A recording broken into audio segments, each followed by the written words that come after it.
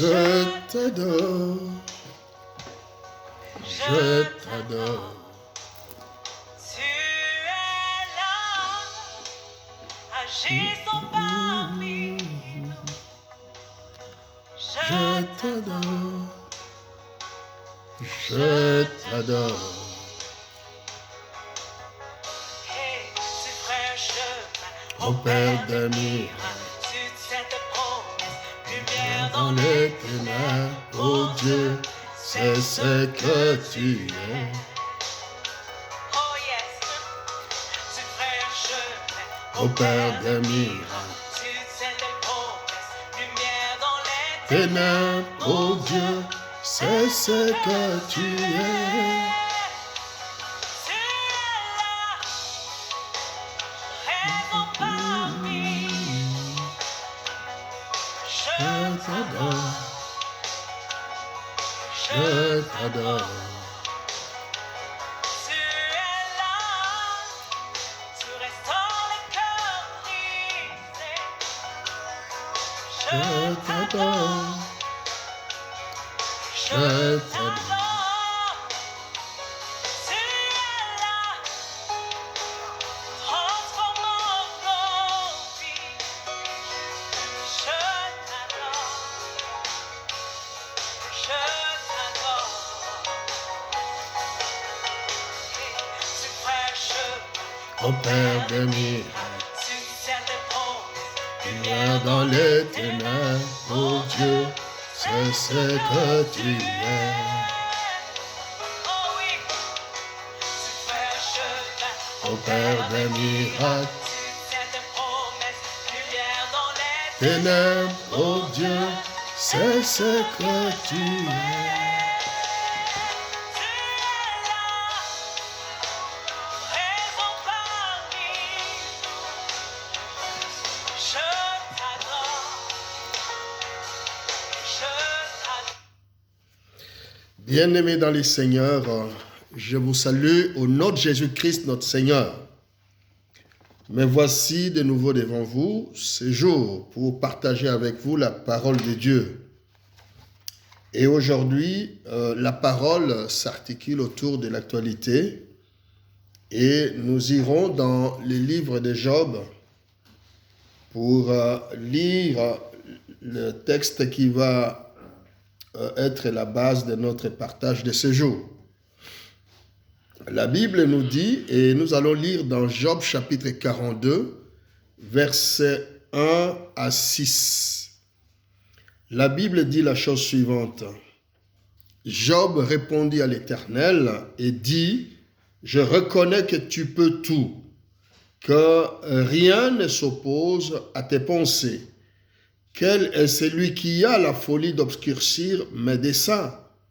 Oui, j'ai parlé sans le comprendre, des merveilles qui me dépassent et que je ne conçois pas.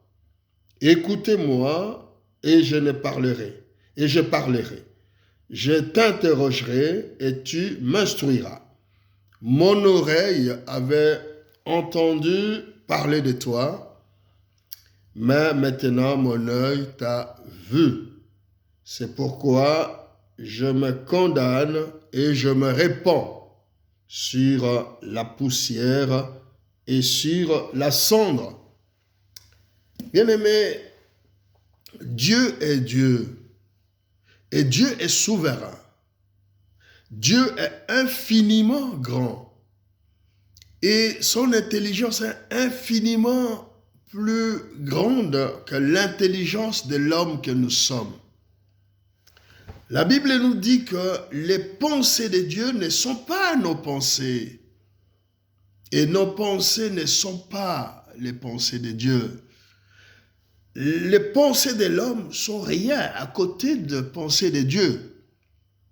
Et donc, quoi que nous fassions, nous ne pouvons pas connaître une grande partie de la pensée de Dieu, parce que la Bible nous dit, autant les cieux sont éloignés de la terre, autant les pensées de Dieu sont au-dessus de nos pensées. Vous voyez? Donc, les pensées de Dieu sont très élevées.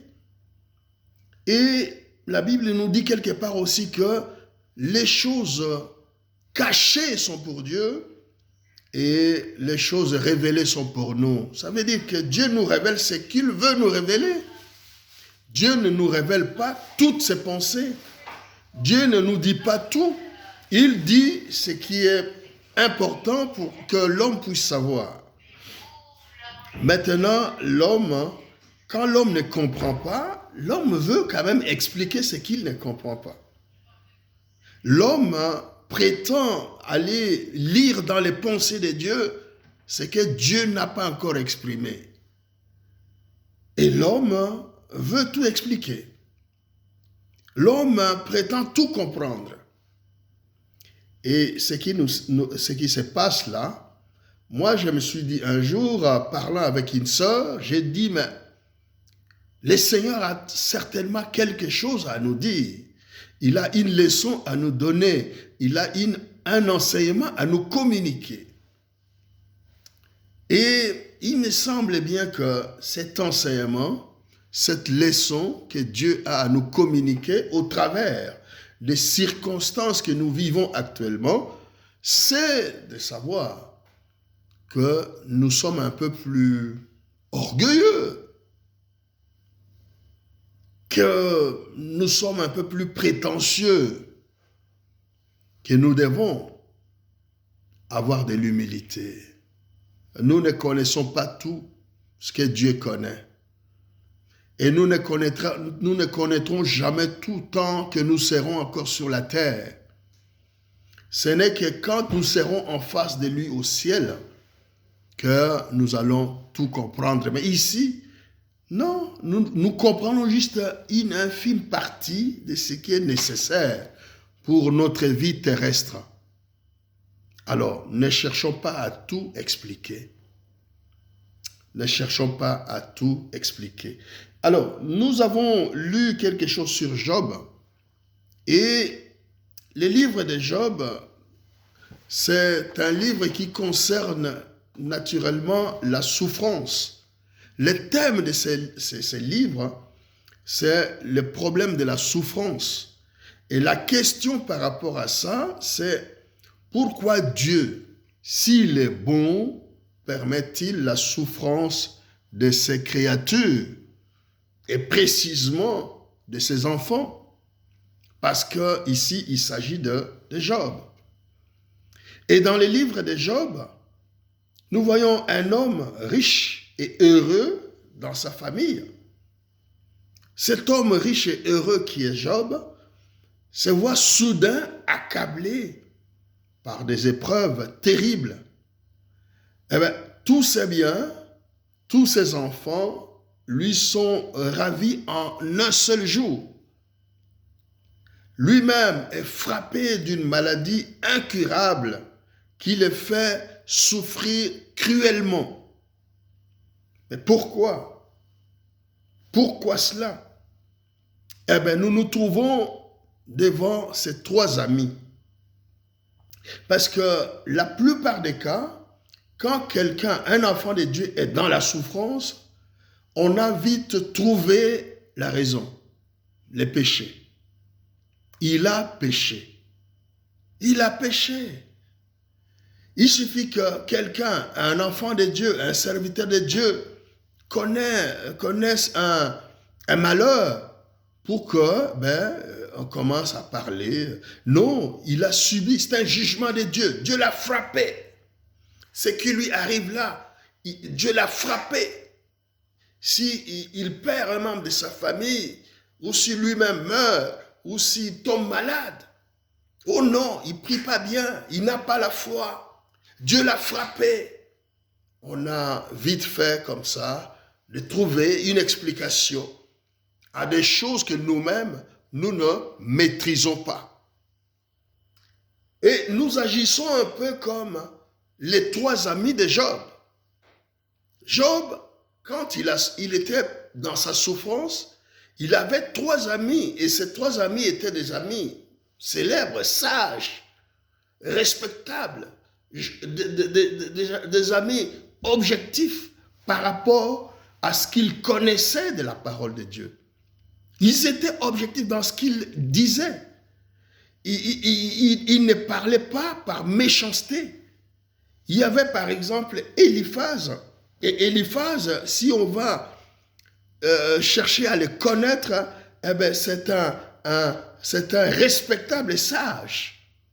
Mais il déclare à son ami Job que tout homme est pécheur. Donc chacun doit souffrir. Mais le coupable qui s'humilie sera pardonné et rétabli. Il dit, mais toi Job, tu souffres comme ça parce que tu as péché. Eh bien, si tu t'humilies et que tu te répands, eh bien, tu seras rétabli. C'est facile, répands-toi. Mais Job ne trouvait pas de péché dans sa vie. Il ne voyait pas parce qu'il n'avait pas péché. Et nous verrons plus tard que l'auteur du livre de Job atteste que Job était intègre. Job lui-même en parle et Dieu lui-même confirme cela. Et le deuxième ami de Job, qui est Bildad, mais lui, c'était un savant pratiquement, versé dans la tradition de la parole de Dieu, dans la tradition hébraïque de ses pères. Et Bildad, il insiste sur la justice. Il dit, mais Dieu ne peut pas punir un innocent. Donc si toi, Job, tu es puni, si tu as perdu tes enfants, tout est bien, ta santé, c'est qu'évidemment, tu as péché. Tu n'es pas innocent, comme tu le prétends. Tu dois avoir péché quelque part. Et le troisième ami, qui est Tsopar, qui représente ce qu'on peut appeler un dogmaticien, c'est-à-dire quelqu'un qui est versé dans les dogmes, dans les principes, dans la doctrine, c'est-à-dire ce qui est dit, ce qui est écrit, c'est ce qui justifie, n'est-ce pas, son raisonnement. Il ne peut pas sortir en dehors des principes établis, en dehors de la parole de Dieu telle qu'elle est écrite. Et donc, lui, il fait la même chose. Job, tu as péché. Tu dois te repentir. Et même la femme de Job, elle en a marre. Elle dit à son mari, maudit Dieu et meurs. La souffrance est tellement atroce qu'à ce niveau-là, il te reste une chose à faire, c'est de maudire Dieu et de mourir. Bien-aimés, c'est ça que nous faisons. C'est ça que nous faisons. J'ai observé un peu par-ci, par-là, il y a des chrétiens qui sont morts. J'ai regardé dans la plus grande église de France, j'en ai parlé l'autre fois, qui est l'église La Porte Ouverte de Mulhouse. Et il semble que la maladie a commencé là. Alors que l'église était en convention d'une semaine, les gens étaient en jeûne et en prière, dans la présence de Dieu. Et là, les gens ont attrapé le coronavirus. Beaucoup sont morts. Le pasteur principal de l'église lui-même était profondément atteint. Et dans un témoignage, il dit, il a appris des leçons. Et lui-même parle de leçons d'humilité. D'humilité. Nous devons nous repentir. J'ai vu ici à l'église de Nouvelle-Jérusalem de Bruxelles, Mama Bishop Moutiébele est décédée de ça. Dans sa famille, dans son entourage, il y a eu beaucoup de décès. À Liège, il y a eu beaucoup de gens qui sont morts, parmi lesquels des chrétiens et même un pasteur. Ailleurs, je n'ai pas assez d'informations, mais je crois que parmi ceux qui sont morts ailleurs, il y a également des chrétiens là-dedans. Et qu'est-ce qu'on va dire de cela? Gloire à Dieu que ce ne soit pas la majorité des chrétiens, mais il y a quand même des chrétiens qui ont été atteints par le coronavirus. Il y a quand même de serviteurs de Dieu qui ont été touchés par ça. Et pourtant, naturellement, il y a Psaume 91. Vous ne serez pas frappés par la contagion qui frappe à plein midi. Mais ils ont été frappés. Est-ce que cette parole-là ne s'applique pas à eux? Non, nous, évidemment, on est comme les 3 amis de Job. On émet des jugements là où nous n'avons pas la maîtrise de la chose. On parle, on émet des jugements. Mais on n'a pas tous les éléments pour émettre des jugements. Alors, le but de ce livre est de, n'est-ce pas, voir la souffrance, les problèmes de souffrance. Est-ce que le châtiment du péché, a une relation avec la souffrance? Si quelqu'un souffre, c'est parce que Dieu punit son péché. Est-ce que Dieu veut nous donner un enseignement à travers la souffrance? Est-ce que Dieu veut nous approfondir notre maturité spirituelle? Ou est-ce que Dieu veut défendre son honneur? Quelle est l'explication de la souffrance dans la vie d'un enfant de Dieu? Ailleurs, dans la Bible, nous voyons par exemple dans Galates chapitre 6, verset 7, la Bible nous dit, « Ne vous y trompez pas, on ne se moque pas de Dieu, ce qu'un homme aura sémé, il le moissonnera aussi. » Amen. Donc, la Bible nous dit évidemment, celui qui fait du bien, eh bien, il sera béni. C'est un peu ça que ça veut dire. Celui qui, évidemment, fait le mal, il sera maudit. Il sera puni. Alléluia. Mais ça, c'est dans les cadres où la souffrance est le châtiment du péché. Mais il n'y a pas que ça dans la Bible. Il y a aussi le fait que la souffrance peut être éducatrice. Ça peut être quelque chose qui éduque les enfants de Dieu. Le Fils de Dieu lui-même, Jésus-Christ, la Bible nous dit dans 2 Corinthiens chapitre 1, versets 3 à 7, la Bible nous dit « Béni soit Dieu, le Père de notre Seigneur Jésus-Christ, le Père de miséricorde et le Dieu de toute consolation, qui nous console dans toutes nos afflictions, afin que par la consolation dont nous sommes l'objet de la part de Dieu, nous puissions consoler ceux qui se trouvent dans l'affliction. Car de même que les souffrances de Christ abondent en nous, de même notre consolation abonde par Christ. Si nous sommes affligés, c'est pour votre consolation et pour votre salut. Si nous sommes consolés, c'est pour votre consolation, qui se réalise par la patience à supporter les mêmes souffrances que nous endurons. Et notre espérance à votre égard est ferme, parce que nous savons que si vous avez part aux souffrances, vous avez part aussi à la consolation. Donc l'apôtre Paul rend grâce à Dieu pour les difficultés, le mot qu'il a enduré, parce qu'ils l'ont rendu plus apte.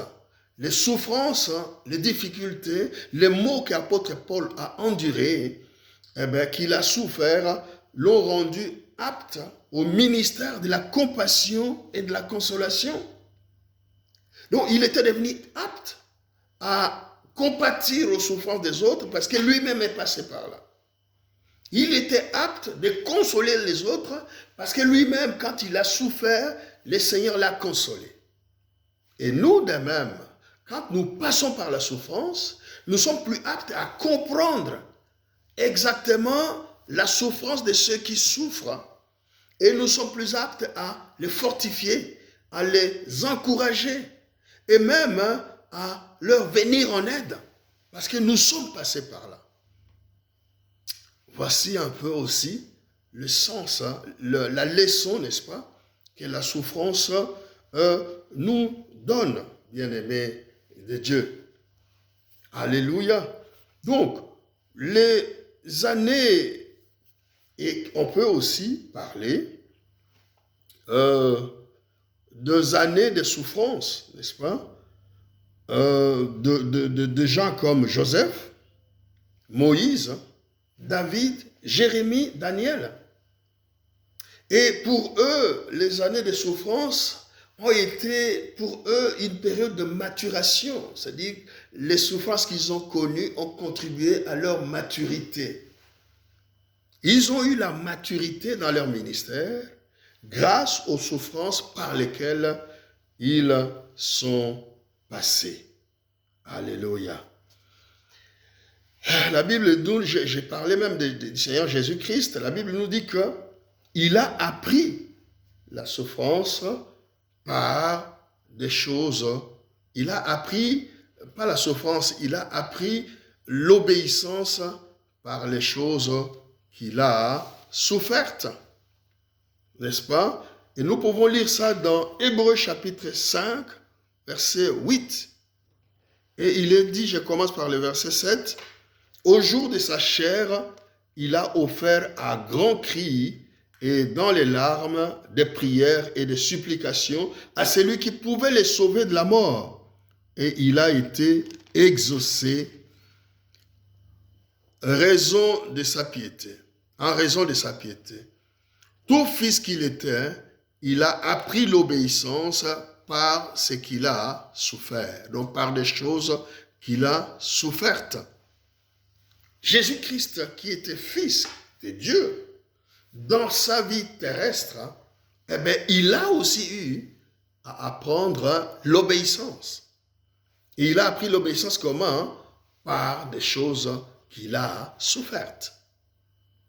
Donc, la souffrance ne sert pas seulement à ce que les gens puissent être punis pour leurs péchés, ça sert aussi à éduquer les gens, ça sert aussi à donner la maturité aux gens, ça sert aussi à apprendre l'obéissance aux gens, ça sert aussi à nous communiquer la capacité de comprendre et de compatir, n'est-ce pas, avec ceux qui souffrent, ceux qui passent par la souffrance, par des détresses, et à les consoler, mais aussi, si possible, à leur venir en aide. Alléluia. Bien-aimé, un enfant de Dieu peut mourir. Mourir de maladie, mourir aussi et tomber malade, souffrir. Et si un enfant de Dieu ou un serviteur de Dieu souffre, tombe malade ou meurt, ça ne veut pas dire forcément qu'il y a un châtiment. Non, non, non. Il y a certainement des cas où c'est un châtiment. Mais ce n'est pas tous les cas, non. Comme nous venons de voir, non. Parce que si c'était le cas, comment expliquer que quelqu'un comme Élisée, qui a fait beaucoup de miracles, et puisse mourir d'une maladie? La Bible nous dit dans 2 Rois chapitre 13 verset 14 que, il était tombé malade, il était atteint d'une maladie et dont il est mort. 2 Rois chapitre 13 verset 14, lisez-le. Alléluia. Et donc nous savons que le chrétien doit un jour quitter ce monde. Si Jésus-Christ ne revient pas tout de suite, eh bien le chrétien doit mourir. Et il peut mourir de n'importe quelle situation. Il peut mourir de maladie. Il peut mourir aussi d'autres choses, d'un accident ou autre cause. Nous voyons l'apôtre Jacques, par exemple, dans la Bible, quand nous lisons les actes, il a été décapité, il a été tué. Nous voyons Jean-Baptiste, dont Jésus-Christ dit, Parmi tous ceux qui sont nés des femmes, le plus grand c'est Jean-Baptiste. Eh bien lui, il a été décapité. Sa tête a été coupée. Mais aujourd'hui, on allait dire, mais c'est le péché. Dieu l'a frappé. Mais non, non, non. Ce n'est pas le cas. Ce n'est pas le cas. Amen. Mais il y a aussi, n'est-ce pas, Étienne, qui a été lapidé jusqu'à mourir. Mais la Bible dit, avant de rendre l'âme, il a levé les yeux, il a vu le Fils de Dieu debout à la droite du Père pour l'accueillir. Le Fils de Dieu qui est généralement assis à la droite du Père, mais il a honoré son serviteur. Il s'est levé pour l'accueillir. On ne peut pas dire que c'est un châtiment de Dieu, le fait qu'il soit mort par lapidation. On ne peut pas tout comprendre de Dieu. Dieu est insaisissable et Dieu est souverain. Il fait ce qu'il veut, quand il veut, parce qu'il le veut. Et quand nous lisons la parole de Dieu, nous devons faire attention pour ne pas agir comme les 3 compagnons, les 3 amis de Daniel. Parce que la Bible nous dit que la lettre tue, mais l'esprit vivifie. Alors quand nous lisons la parole de Dieu, nous devons nous laisser enseigner par le Saint-Esprit. C'est pourquoi veillez avant de lire, avant d'écouter la parole de Dieu, veillez, laissez la place au Saint-Esprit pour qu'il vienne nous interpréter, nous enseigner, nous révéler ce que nous devons comprendre. Parce qu'une parole peut dire à un frère une chose, à une sœur une autre chose, à moi une autre chose, selon les besoins de chacun. Et le Saint-Esprit est celui qui peut interpréter correctement à chacun, n'est-ce pas, ce que cette parole peut dire à chacun. Donc, nous ne pouvons pas prendre ce qui est dit et comprendre cela tous de la même manière. Non, Dieu nous parle.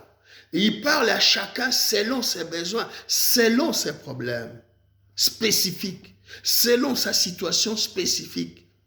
Spécifiquement, nous n'avons pas tous le même besoin, le même problème, les mêmes difficultés. Nous n'avons pas tous les mêmes attentes. Et quand Dieu nous parle, eh bien, le Saint-Esprit communique spécialement à chacun ce qu'il doit retenir qui correspond à son attente en ce moment-là. La lettre tue et l'esprit vivifie. Et l'esprit nous donne ce qui correspond à l'expérience que nous devons avoir avec Dieu. Et nous n'aurons pas tous les mêmes expériences. Chacun aura une expérience particulière avec Dieu. Et cette expérience, c'est à partir de ce que le Saint-Esprit nous communique. Parce que dans la Bible et dans la vie d'un enfant de Dieu, il y a ce que moi j'appelle le principe des 3 E. Il y a les Écritures, il y a l'Esprit Saint et il y a les expériences de la vie chrétienne. Donc, entre l'Écriture et l'expérience de la vie chrétienne, il y a le Saint-Esprit.